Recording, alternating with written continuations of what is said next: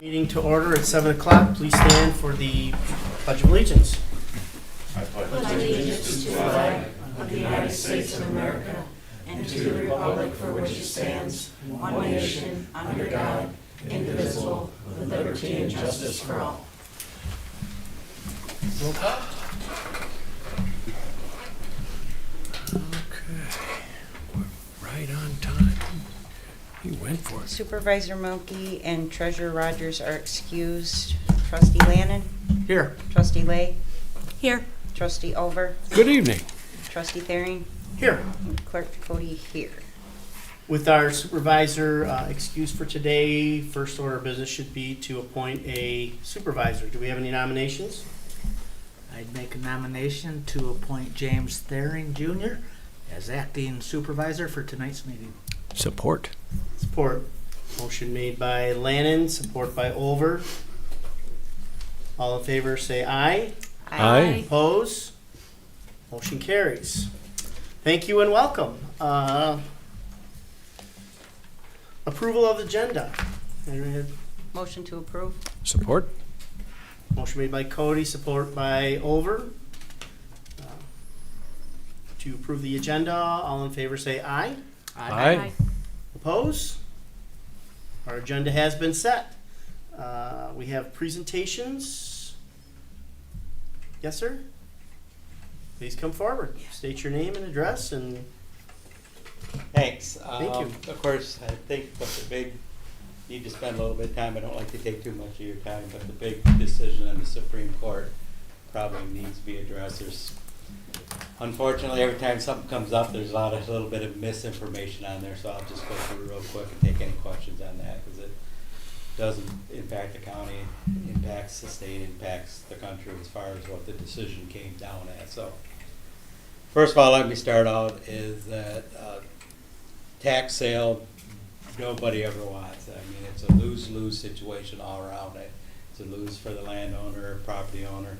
It's a lose for the county. Nobody wants to do it. But unfortunately, it's probably only the few tools that we have to actually get people to pay their taxes. So why is that important? Because it's unfair for the people who pay their taxes when people don't pay their taxes. As you know, when the assessments come in and the taxes are collected, that there's not everybody always pays their taxes. So what the county does is for the townships and the cities and the schools is so we give them all their money they owe.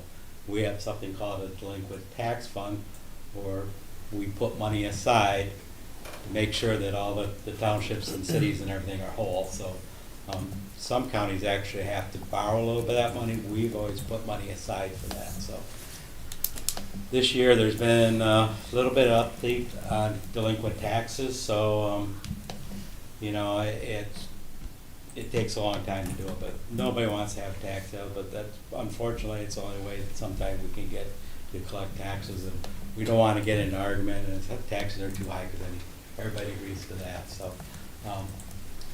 So anyways, Supreme Court had a decision coming up Tuesday, which is strange. They usually do them on Thursdays, and they were getting down to last week, and they had quite a few of them to go through, so they did an unusual Tuesday, so they came down with a decision. And I'll kind of put it into actually the three parts of the decision, and I'll go to the end one. So it was remanded back down to the 6th district on one topic that was not really brought up in the initial briefs, and that was on how the auctions are held, and that was a procedural deal. The county has to follow the law on how they do auctions and stuff, so the 6th Circuit might take it up, or they might ignore it, depending on merit. But the other two were basically 9-0 decisions. There was two Thomas and one other judge that kind of wanted it to go back to have this clarified on what happened. But on the 5th Amendment and the 8th Amendment, they kind of agreed with the county on. So the 5th Amendment is the takings clause, which says that when the local unit of government takes a piece of property, they have to be compensated fairly. We're arguing that What happened in the Pungs case, it went through the process, it went to a tax sale. The process was in, it sold. I think they owed $2,200 in taxes, sold for 72, which was under what the value, but it was a tax sale. The leftover proceeds after our expenses, which was the 20, went back to the Pungs, but they were arguing that they should get market value. So that was the Fifth Amendment argument, is that they should be compensated for what the market value is, which is how do you determine what market value is? Part of it is the tax. So the justices and the briefs all talked about how the process works, and that normally that a bankruptcy sale and a tax sale by inherent nature brings lower price, just because of the way they run. So there's two parts on the fifth one that they actually decided, the one that basically that the price that they got at auction is what the market, because an arbitrary number is hard to determine. The second part of that is that they went into the history and how ever since the country, this is how they handled that. So that was basically all the justices concurred on the first part. The second one was the Eighth Amendment, which has to do with penalties and fines. The justices again ruled 9-0 on that. They were saying that this is an unjust penalty or an unjust fine. There's no really case history for that. A lot of times the Eighth Amendment has to do with criminal cases where you're fined or somebody's in prison for a long time. So that was basically, they all agreed that there was no real history, there was no real basis for them to argue on that part. Part three, which I already talked about, is how the auctions are actually held, and which is a process. So that's going back to the Sixth Circuit. They'll determine to pick that up. I can't really comment a lot about that, have my ideas about that, but when that happens, that will settle. But if we would have lost that case, you probably could not have a tax sale ever. We couldn't do it because what would happen is we have all the expenses of doing the tax sale, and then if the property sold for, let's say it's $50,000 and they say it's worth $100,000, the county would have to come up with $50,000. So not only would we have to pay the extra $50,000 plus the expenses of doing all the, we have to put them in the paper, we have to hire assessors, do a title search, do all that stuff to make it go through. So just about every sale, the county would lose more money than it's worth. So it would be effectively, and it would also could be used with bankruptcies, banks, how banks operate. So that's where that is. I said, well, keep an eye on how this Sixth Circuit does, but overall it was a good ruling for us. Very rarely in this environment do you get 9 justices to agree on anything. So they were pretty, except for those, process parts. So you'll hear some different stuff. It's going back, and they're still got yet, but overall it was a good decision for the county. And I'll take any questions and let the meeting go on if there is any. Okay, thank you. Thank you. Thank you. Thank you. I'd like to open up public comment. Opportunity for comments only. Questions to the board will not be answered at this time. For specific answers, please call the Township Hall. This is restricted to 3 minutes regarding items on this agenda. 7:09.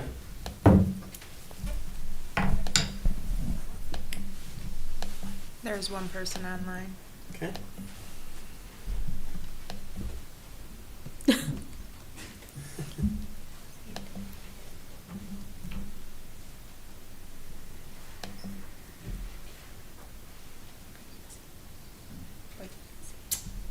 Seeing none, we will close public comment at 7:10. We are not going into a closed session. Reports and board comments. I don't believe we have, don't recall seeing anything. Oh, let's go to B, June monthly activity report. Does anybody have any questions in regards to the monthly activity report? Okay, great. I believe it is our Economic and Development Director, Mr. Nanny's opportunity. Please, sir. Thank you. I have the opportunity to share just a quick summary of our several meetings that were held. Our Zoning Board of Appeals did meet this month on June 11th. They had a special meeting. They did two things. They did elect officers for this year. Franklin McKenzie was elected to serve as chair. The other item of the agenda is just up the road here. It's a variance application for a swimming pool on a corner lot at the corner of Lincoln Road and McDonald Drive. Because of the configuration of that lot and the county drain that's right behind it, the pool, in order to have a pool on that property, it had to be in the front yard. Corner lots in our ordinance had two front yards, one facing McDonald Drive and one facing Lincoln Road. So they proposed the pool in the front yard of Lincoln Road. It could not be approved without a variance, and so that's what it came to this meeting. The Board of Appeals they held a hearing, and they did ultimately approve the variance, subject to one condition, and it's just related to setbacks from Lincoln Road. And that, as I said, you can actually see the work going on right now. It's a pool and an elevated deck. You see some of it's behind the fence over there, but that's under construction right now. Our Economic Development Authority Board, EDA Board, met on the 16th. Their primary business items for discussion were discussing various projects that were that they have been looking at or are looking at. For our East EDA district, they wanted to look at the reinstallation of the irrigation system that was removed as part of the road construction back in 2023. They had looked at this previously and had gone as far as to have a plan drawn up, and then as a board decided to put a pause on that. So this was bringing up again to look at again. They did decide to restart that process again. So we're in the process of contacting the consultant, Mr. Graber, that they worked with previously, and see if he is available to assist with that again at this point. So the other discussion item that we talked about was looking at possible street lighting for the West EDA district along Lincoln Road. I'm sorry, along Remus Road and perhaps along parts of Lincoln Road. To install some decorative street lighting there, similar to, not necessarily identical to, but similar to what we have in the East EDA district. And so they did also on that one, there was consensus to put an invitation out for firms working that line of work to submit their qualifications. EDA will take a look at. The Planning Commission also met on the 16th. They had two business items. One was Thrive Community Church. This was an amendment to their final site plan. The church found that they had to reduce the size of their building somewhat. It's a private budget challenge, and that reduction ended up needing to go back to the Planning Commission. The overall project is the same. It is just reducing the square footage by about I think it's just under 9,000 square feet in order to make their numbers work. Plan was approved, and that project is moving forward with building permit review right now. And then the other item on their list was an invitation for the Plan Commission to look at or consider amending our primarily our setback requirements for the residential districts in the agricultural area. This is something we did a few years ago with the business districts, where we reduced front, side, rear yard setbacks, made it a little easier to develop on the business district properties. We're looking at doing something similar for residential districts. It's come up a number of times. some challenges, especially on the smaller lots. Back in, with the adoption of the new ordinance in 2020, we got rid of what used to be called the R5 district and moved those properties into a different zoning district that was as similar as possible, but the setbacks were not identical. And it's created some challenges with some older homes on these smaller lots where they don't have any room to modernize. They have no room to add a front porch or perhaps add a small addition on the home. And so we asked the planning commission to look at and give direction on perhaps reducing some of the setbacks. They did that, and they did ask that we put together an amendment to that. So we'll be putting that together for them for a future meeting. Those were the items on our list, and happy to answer any questions you may have. Okay, thank you. Thank you, Mr. Nanning. Board member reports. Trustee Lang? I went to the CRC meeting and I'm pulling out my notes right now. Give me 1 second. Want me to come back to you? No, they're right here. It was, we had, everybody was there. We discussed the Renaissance School project update from the meeting that Mark led, the community meeting that Mark led earlier this month. Gave them an update on that. Our camera installation project is currently underway on the ice arena side of things. August, they are going to begin the installation of the cameras at Morey Court. The other item of business that of note was that the ice arena director was terminated, and they are looking for a new one. And then we are looking at the end of the fiscal year in July, so I should be getting a financial report for next month's meeting. Any questions? Thank you. Trustee Lannon? Yeah, I have a couple meetings to report on. The first was the Isabella County Board of Commissioners regular board meeting. That was held June 16th. And the items that took place there were 3 appointments to the Great Lakes Bay Michigan Works workforce. And the folks that were appointed or reappointed were Katie Mora, Eric Rodriguez, and Sean Vincent.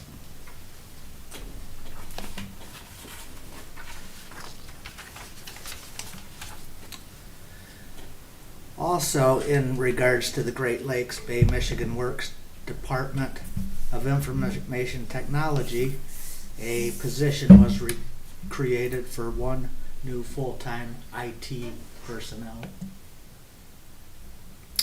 Also, in regards to the Great Lakes Bay Michigan Works, which the county acts as a fiduciary agent to the Great Lakes Bay Michigan Works. They approved a contract with Solar Technology LCC in an amount of $284,150 for a Project Phoenix training. If anybody's in tune to what that's about. Also, they approved a 4th amendment to the joint operation contract between the city of Mount Pleasant and the Isabella County material recovery facility, and that was moved to start a single stream processing for recycling. And that was the bulk of that meeting. Also, on June 17th, I attended the Council of Governments meeting at Township Hall. The county administrator spoke about possibly a purchase of some ballistic shields for the police department. Those would be a protective device that an officer would carry in a adverse situation for their protection. It is also noted by the administrator that the county building design drawings are still in works. There's been a couple week delay on getting those back, and that's for the rehabilitation of the administration building. The county will not be asking for a millage to finance it. And also, he noted that there's a treasurer position open at the county, and they had received 6 applications by the close of the application submittal time frame. Jennifer Crawford, the director of the Commission on Aging, spoke. She indicated on the August 4th ballot, the Commission on Aging will be looking for a 10-year millage renewal. It'd be for 1 mill, and that mill covers 64% of the Commission on Aging's revenue. And the director of the Register of Deeds, Karen Jackson, spoke, and she went through what her and her department's duties and responsibilities are for the county, which was quite enlightening. And they are the keepers of the records for the county, and they need to be secure and maintained, so they're available for professionals who would need to look at the county records. For example, like folks who might work in the title industry need to refer to the county records. And that pretty much concluded that meeting. If anybody has any questions. Thank you, Trustee Lannon. Trustee Oliver. I attended the Planning Commission meeting last Tuesday evening. Director Nanny gave a thorough report. Thank you for that. So I have nothing more to add. Very good, thank you, sir. I attended the Mount Pleasant City Commission meeting. The topic that I found most interesting was their discussion on the former Mount Pleasant Center and what they may and or may not do with this property. They gave the city manager a list of things that they wanted him to go back through and do a little more investigating on. Some of that is like solar, a part of it, all of it. They didn't, they're just kind of laying things out there. Maybe something for composting, maybe something of a park. The one that I found the most interesting, and I think had a fair amount of discussion, was to give back some of the property. So I think there's going to be a lot of discussion to be had about that. They just want to make sure they're dotting the I's and crossing the T's, and there'll be more to come on that particular property. Yeah, as far as give back to the tribe, I'm sorry. So, and that was mine. So, consent agenda. Do we do have 2 items on there, G and H. And I. I'm sorry. And I. G, H, and I. Thank you, Manager Schultreiber. Do we have? I did the warrants. I saw no issues. Do we have a motion on the consent agenda? Move to approve. Support. Motion made by Oliver, support by Cody. All in favor say aye. Aye. Oppose? The ayes have it. Consent agenda approved. New business item A, introduction and first reading for the proposed PREZ 2601 request to rezone 4080 South Whiteville from agricultural to R2A low density 1 and 2 family residential zoning districts. Manager Schultreiber. please. Thank you and good evening, everyone. There is a report from the administration that begins on page 46 of your agenda. There was an application made earlier this year by Central Michigan Surveying and Development on behalf of the landowner, which is the McGurk Mini Storage, Inc., to rezone the subject lot at the address 4080 South Whiteville Road from Ag to R2A. This particular parcel, the future land use map indicates that the lot would be designated as rural preservation. That's defined in the master plan as normally being desired to be zoned agriculture. This particular property is split zoned. It has both ag and R2A. The ag's on the south side, the R2A is on the north side of the lot. This proposed rezoning would unify that lot under the R2A zoning classification, eliminate the split zoning.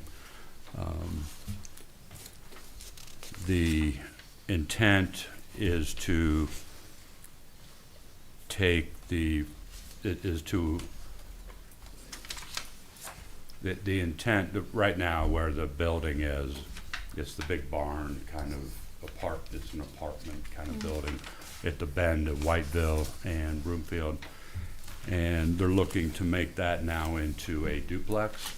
A duplex is not allowed in the ag, hence the request for the rezoning. The Planning Commission held a public hearing back in February on this. They postponed any action at that time. They had requested some information and more than information. They requested a formal report from the Central Michigan District Health Department concerning the existing well and septic systems. This property is not served by municipal water or sewer, has well and septic, and the Planning Commission wanted to ensure that that system was adequately sized and working properly for the additional demand that a duplex may place on that property. After that report came back, and it was, I'll say, a positive report, it indicated that the facilities underground would accommodate that duplex. The Planning Commission on May 19th took up the matter again, and after their review and deliberations, the Planning Commission recommended through motion and unanimous vote, recommended to the Board of Trustees that you approve the requested rezoning. So that's the background. In order to move forward, if you're so inclined, we're asking you to introduce and conduct a first reading on this matter. Depending on what you do, if you allow it to go forward, then all the administrative details, postings, notifications, all that would be held and then likely brought back to you at your next meeting 2 weeks from now for adoption of the amended zoning for the parcel. We have Mr. Nanny here, myself, happy to answer any questions you may have. I think I just have one, and it's not really pertaining so much to this, but I see that Commissioner Brown abstained. Was there? There actually, if in the packet, there's a copy of the minutes from the May meeting, and I actually, after that action, I did ask him about that, and he shared some information which was put in the minutes as to why he abstained.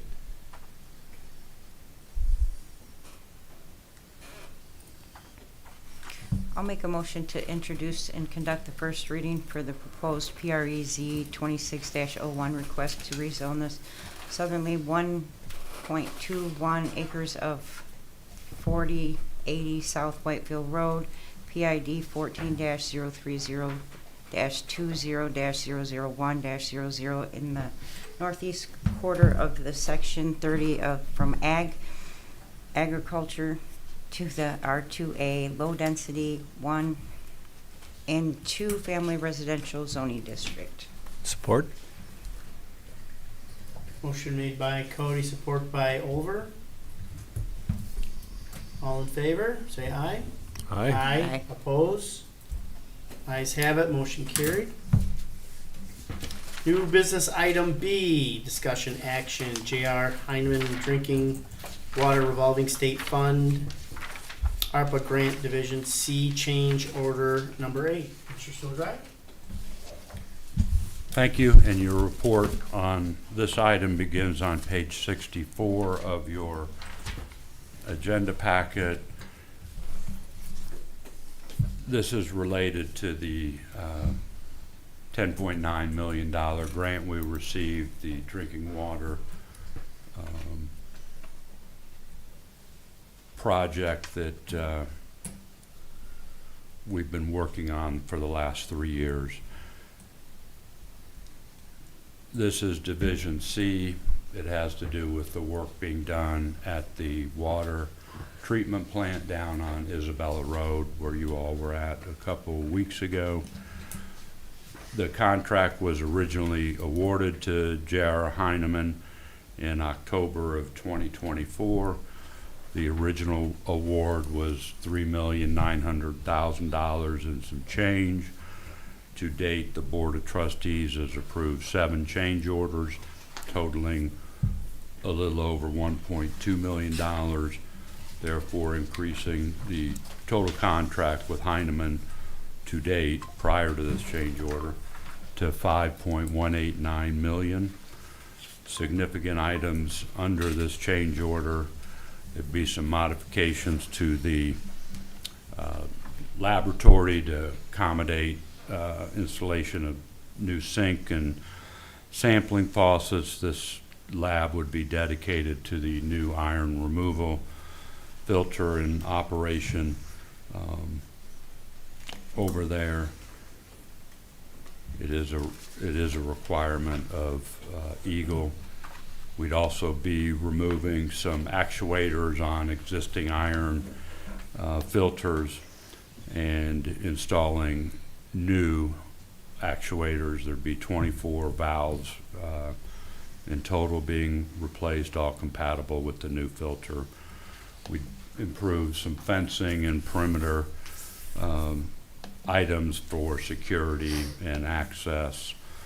Fencing heights and style would match the existing. Part of this change order also is to paint the block wall in the existing filter rooms, chemical feed room, the high service pump room, and this is interior to protect the interior of the building. There's a lot of environmental aspects in that type of operation, and then also installing some additional bypass piping and valves around the site. This change order has been reviewed and approved by Eagle as meeting within the contours of the plan that was originally approved by Eagle. Approving this change order would, and as I've been saying over the history of this project, we're trying to maximize the state dollars. And so as items have come up that we have felt fit within the existing approved framework of the project, we've been bringing them forward. This is another example of that. And these particular improvements all would benefit the operation and maintenance of the water system, increasing reliability, redundancy, and by using these state dollars, we're not impacting the quarterly billing rates for the rate payers.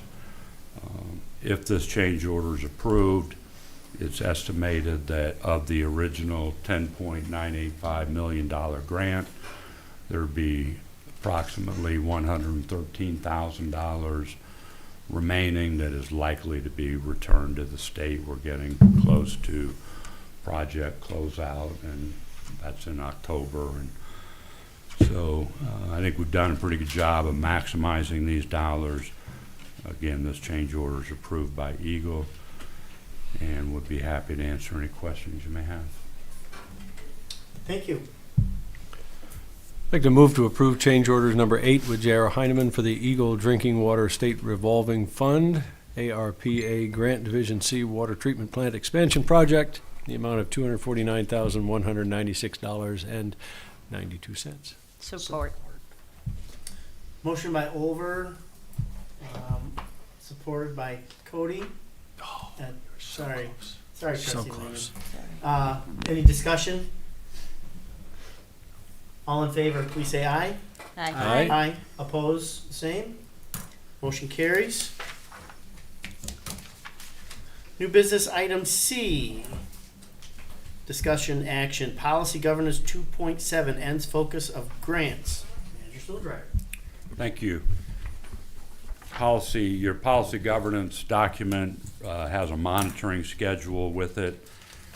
Policy 2.7, titled End Focus of Grants and Contracts, is to be reviewed annually in the month of June. The policy wording, I'll read it in its entirety, it's not long. The township manager may not enter into any grants and contract arrangements that fail to emphasize primarily the production of ends and secondarily the avoidance of unacceptable means. Further, without limiting the foregoing, the manager shall not submit a Saginaw Chippewa Tribe 2% application without prior approval by the Board of Trustees. And I interpret that policy to indicate that all grant applications, contractual arrangements that we enter into must be made with the goal of contributing at a minimum to the accomplishments of and be consistent with your approved global ends that are stated in your policy items 1.0 through 1.5.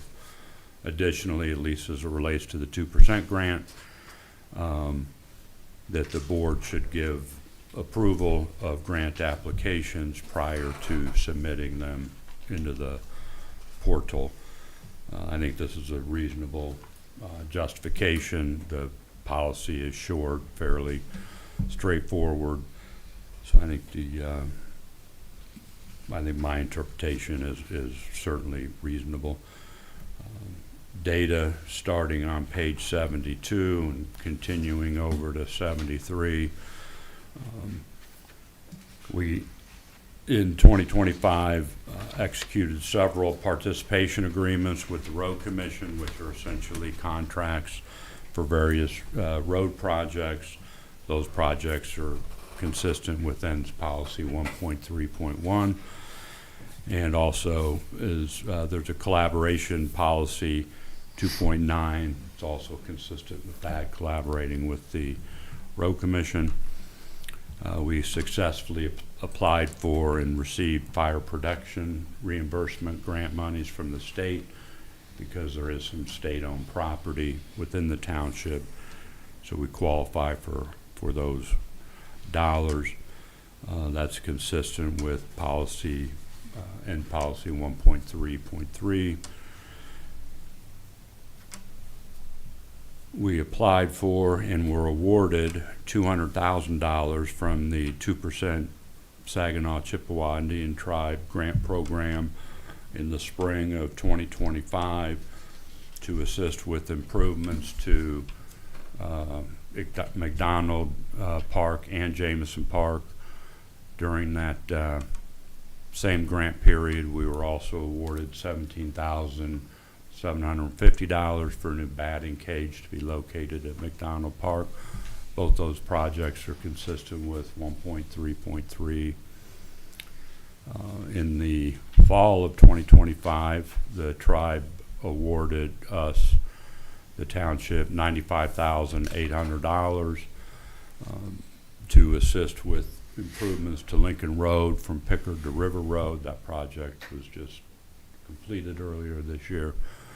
That's consistent with ENS policy 1.3.1. And we've had several contracts approved by the board and myself, if they're under $20,000, for the rehabilitation of things like sewer manholes, pump station improvements, sewer pipe televising and cleaning. And those are all consistent with ENS policies 1.3.2 and 1.4.2. And late in 2025, we were awarded, after 3 years of applying, awarded a Clean Water State Revolving Fund monies, $5,800,000 for improvements to our wastewater facilities. $5.046 million will be a loan, low interest loan, 2%, and the remaining $754,000 will be principal forgiveness. That project planning is well underway. We're transitioning now from major upgrades to the water plant to now significant upgrades to the sewer wastewater treatment plant. Again, that policy is also consistent with 1.3.2 and 1.4.2.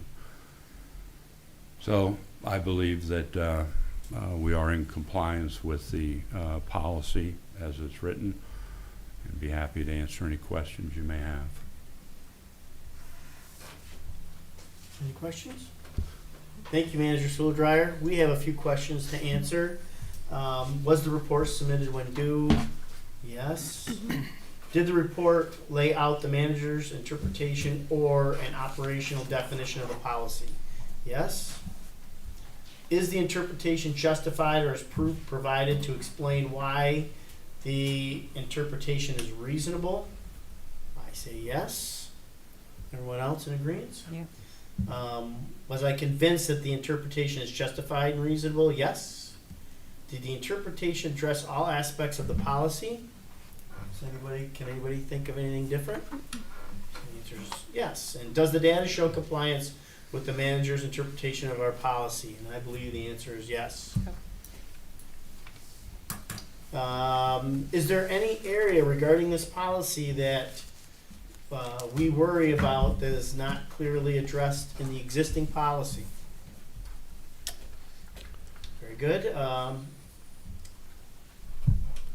Very good. All right, new business item. E. This is for us. It's discussion action, policy governance 3.6, supervisor's role in the board's process. We skipped. Did I skip one? Yes. I'm sorry. D Oh, I did. D as in David. D is in David, not E is in David, right? Okay, D is in David. My apologies. This is for the Board of Trustees. Policy Governance 3.5, Board Commission and Community Linkage. Belongs to us. Would anybody like to start off on that? For discussion? Or concerns, questions, thoughts?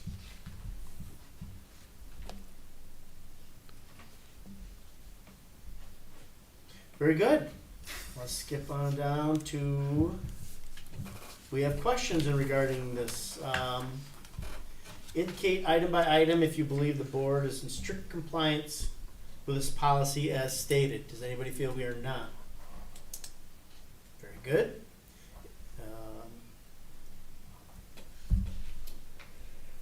I guess if we feel we're in strict compliance,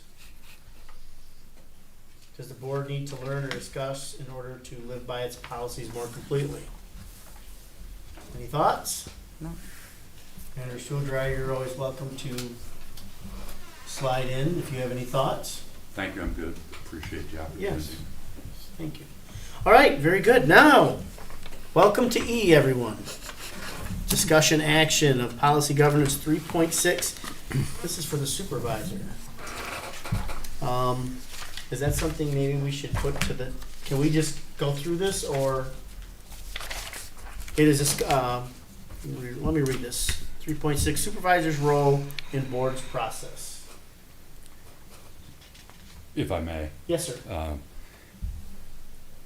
The board is well within its purview to review this policy tonight. This is 3.6. It's the supervisor's role in the board's process.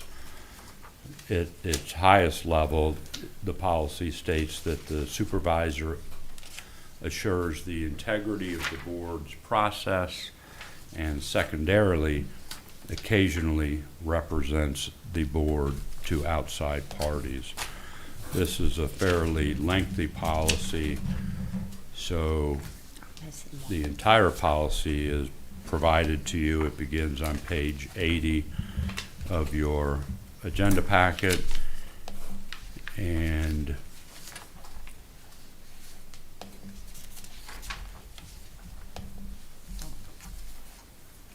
I'm not going to go over those sub-policy items.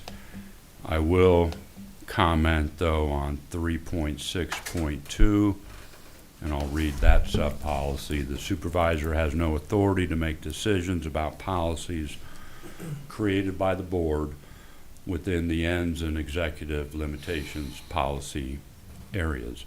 Therefore, the supervisor has no authority to supervise or direct the township manager.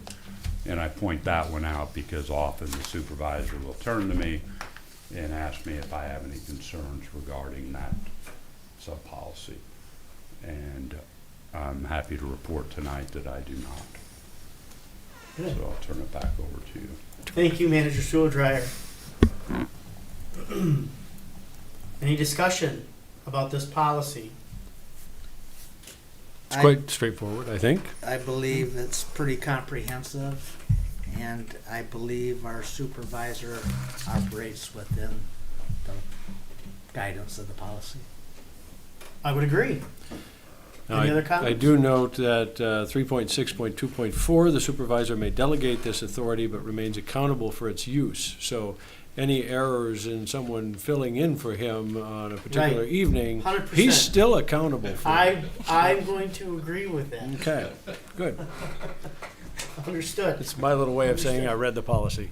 Yeah, I say it's the person who makes the nominations at fault, Oh, see? and those that voted. Who supported that? Mm-hmm. And who voted aye? Huh? Thank you. We have a few questions to answer on this. Really, we kind of indicated that we believe supervisors in strict compliance as the policy stated. I really don't have any other comments to make, improvements or thoughts or worries. Anybody have anything to say about the questions at hand? No. Very good, thank you. We'll continue on to new business item F. Again, this goes to the Board of Trustees.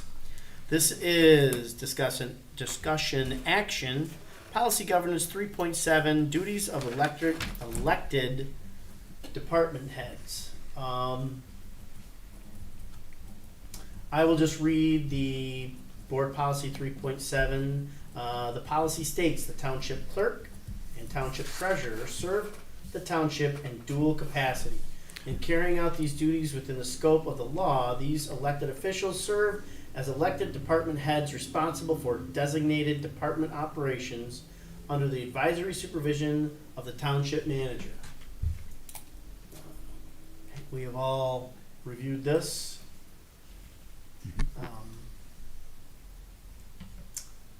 Any comments or thoughts?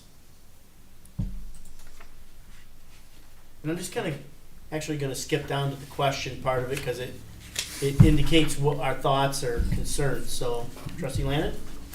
So there was one comment I'm going to make, just maybe to keep this document consistent. Under 3.7.2, the last sentence, it's talking about the position of the elected township treasurer, and the last few words says, and the treasurer is the supervisor of his or her department. Jumping up to 3.7.1, we're talking about the township clerk. And it may be indicated under the duties of the elected official, but it fails to say that the clerk is the supervisor of his or her department. So I think we either add that to that paragraph or eliminate the one under the treasurer, just for consistency. And if that is true, they are both Right. the head of their department. We might as well indicate that under 3.7.1 for the township clerk. Is the Still thought. being supervised by the manager, but yes. They're the head of their department, Yep, working head of their department. under and reporting to the township manager.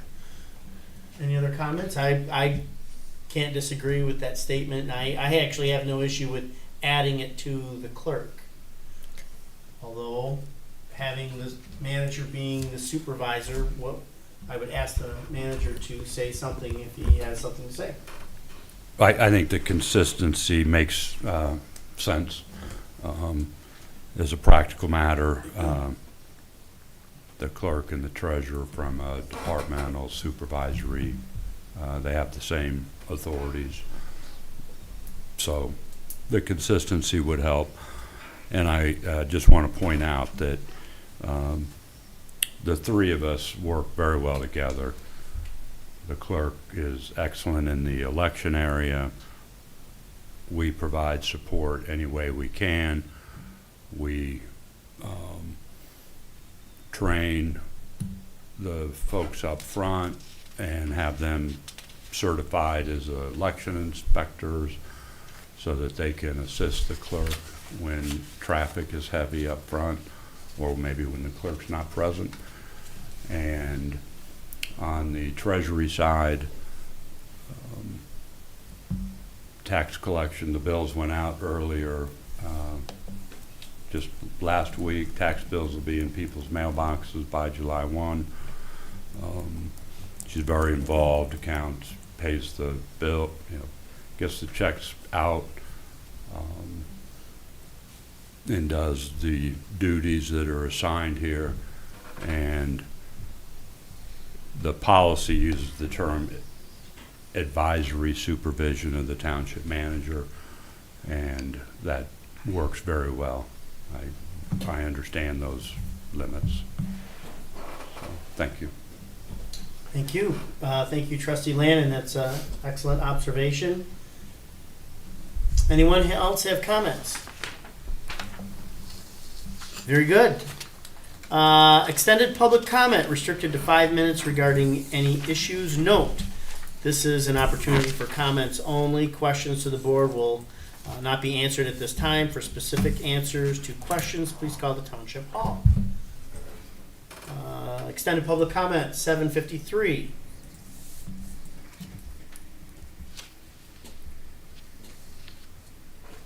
There are a few folks I don't see any hands up.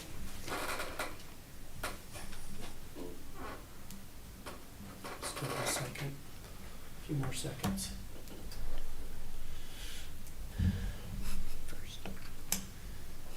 Seeing no one come to the podium or raise their hand on the computer, I will close extended public comment at 7:54. Manager's comments. Thank you. I hope everyone enjoyed the tour of the water and wastewater facilities 2 weeks ago.